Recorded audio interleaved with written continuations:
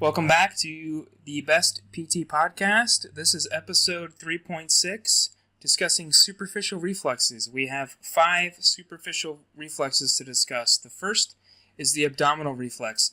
This tests the integrity of the T8 and L1 spinal levels.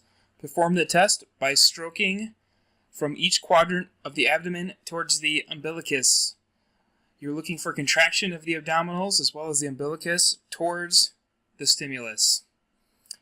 The corneal reflex or blink reflex tests the integrity of the trigeminal and facial cranial nerves.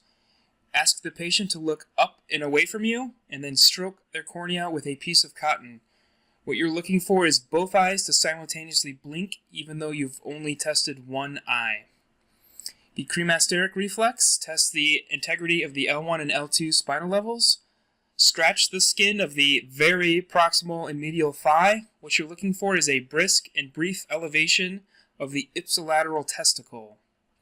The gag reflex tests the glossopharyngeal and vagus cranial nerves. Lightly stimulate the back of the patient's throat. A gag should occur post-stimulation, although it is normal in a large minority of the population to not have this reflex. The last superficial reflex, the plantar reflex or Babinski's test. This tests the integrity of the L5 and S1 spinal levels. Stroke the lateral aspect of the sole of the foot, moving from the heel to the ball of the foot and then across the foot medially to the base of the big toe. You're looking for a flexion of the toes to occur or plantar grasp.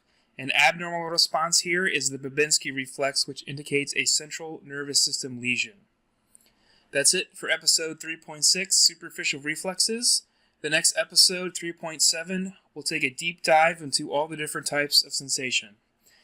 As always, the outline will be in the show notes. Thank you for joining me.